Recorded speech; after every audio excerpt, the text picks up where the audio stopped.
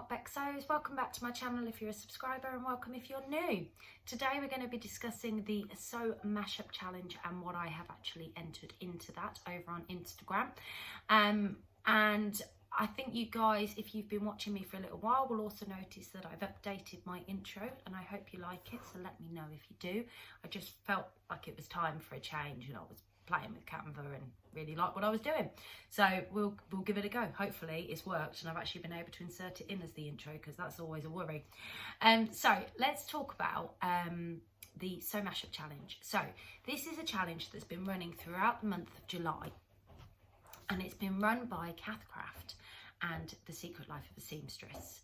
Now both of them are religious YouTubers. They're always posting on there. Kath does a midweek sewing catch up, and she also shares her makes, her plans, occasionally a few tutorials. She's got a great channel, so if you don't already follow her, although I'm sure you will do, pop over and give her a follow, because she has been the inspiration for quite a few of my ideas and patterns that I want to sew. She also goes into quite a lot of detail with those patterns, where there's faults and problems, or what she's needed to do to make changes and adjustments to it. She's really good with information. And over at The Secret Life of the Seamstress, again, I recommend highly going and following her, because again, she posts some wonderful vlogs on there, and she shares her journey. Particularly the ones that I like are the patterns that she recommends. There's usually like 5 woven patterns or 5 knit patterns, or it's great. It's good fun to actually watch. And both of them decided to run this challenge where you take more than one pattern and you mash them up. Now Kath, I know, hacks quite a lot of her patterns and always sort of does changes and has mixed and matched quite a few times in the past. And so has The Secret Life of the Seamstress. She does the same thing. So it's really nice to sort of have that as a challenge that you can enter, and it got me thinking. Now Kath actually was the inspiration for the first hack that I did, which was a very simple, straightforward, I wanted a quick fix project. Sometimes we get those where we just need something quick, and we were just going into that point of the heat here in the UK, which we're not used to. And so what I decided to do was to make a t-shirt dress. And like I said, I wanted something really quick, and Kath had shared a Agnes tee, I think, with that she used the Freya bodice and skirt, the dress part too, that she just cut in at the waist. And I thought, I didn't have the Agnes tee, which I'm gutted because I do prefer a lower scoop. I thought I'd do this with the Tabitha T-shirt dress. So this is what my end result was. It's just a very simple t-shirt dress. So I took the Tabitha T, looked at the waistline on it, popped it against the Freya pattern, and at the waistline I used the Freya skirt to just bring it out, and it gives this kind of swing type dress feel to it. Now in the tilling the buttons pattern, I usually come in at a size 6 or 7 depending on the pattern. This is done in a size 7 for the t-shirt and a size 7 for the Freya as well. Now I have got room in this. This isn't a skin tight dress, which was the idea. So there is room. It doesn't sit close on my body. It's loose around the tummy area. I cannot wear bodycons with my mum tum. So it's perfect for what I needed at the time. And the fabric that I've used for this is from Rainbow Fabrics. I think I got it slightly earlier on in the year. And it's just like a cotton jersey, but it's quite nice because obviously it's white, and I tend to find white tends to be quite sheer, but there is absolutely no sheerness on there whatsoever. So it worked really well for what I needed. Will I wear this out? I don't know. I think this is more around the house kind of t-shirt dress, mooching about in the garden. As I said, it's a little bit short for me, but I'm still quite happy with it. So that is my first make, and hopefully I've popped some pictures in for you to actually see it on and get an idea of what it looks like. So it does go to show that you can just do a simple hack that doesn't really require many major adjustments, and it all comes together quite nicely. So let's talk about my second one.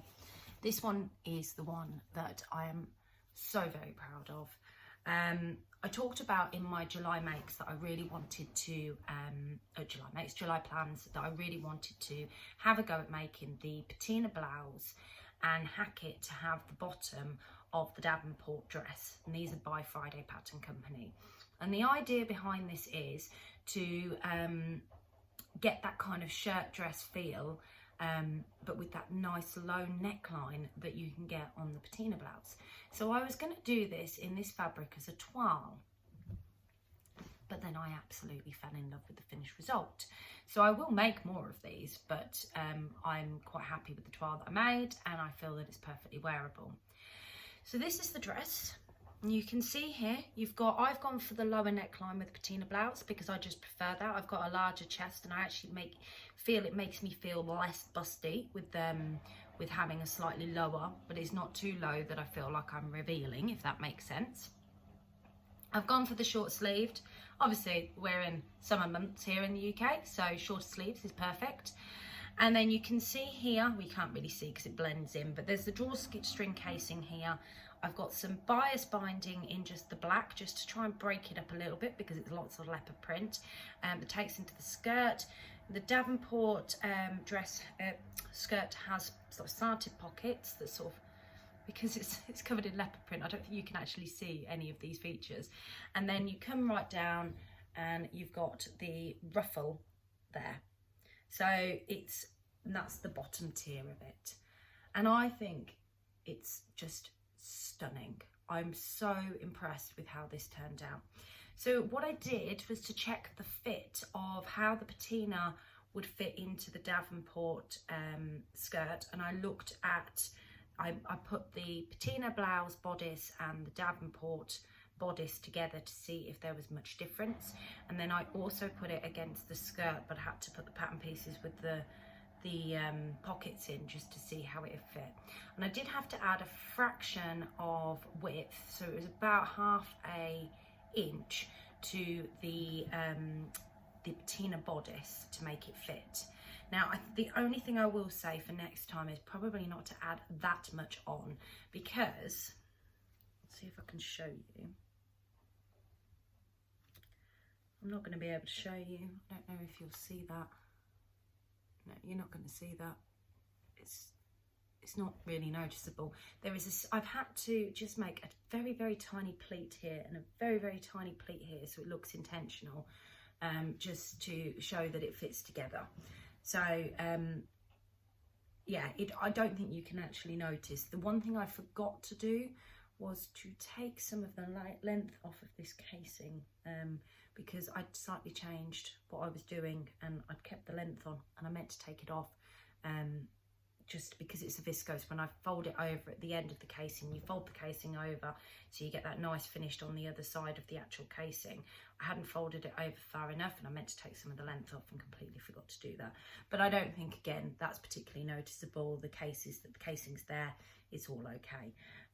I used some buttons that I didn't have any black buttons, and I was so eager to finish this I couldn't be asked to order any. But I quite like these buttons and how they look on there, and they're just some buttons that I found in a charity shop. They look like they've come off a very antique dress, vintage dress, but I think they're lovely. And I think that is about as much as I can really say on this. I'll pop some footage in of me wearing the dress itself and me sort of floating about for you all to see how it really fits and looks on me. But I am really pleased with this. I do want to make more. I was having a look through my stash last night at my sort of fabric choices to see what would work. Definitely think I'll stick to the viscose fabrics because they're definitely drapier, although I don't know whether a cotton lawn might work or a cotton voile as well, so they are tempting me. I've got a few different things, and I think I'm going to go with my brightness that I love for the next one. So what I'm wearing today is my Style Arc Hope dress, and I absolutely love this fabric. This is from Rainbow Fabrics as well. So I've got some really nice bright fabrics in my stash at the moment, and I am trying to work my way through, and I think that this dress would actually look quite nice in a brighter fabric, but one that I can still wear to work.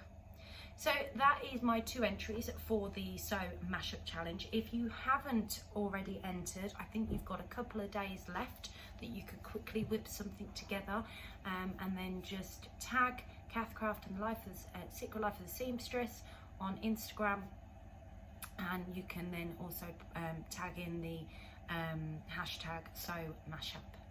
Thank you very much for taking the time to watch me today, guys. I cannot believe how quickly this month's gone. Next video I'll be sharing with you, which will come out on Friday, will be my July makes, and oh my god, there's so many. But yes, I'm looking forward to sharing that with you. Happy sewing. I hope you're all having a fabulous week, and I will speak to you all soon. Bye.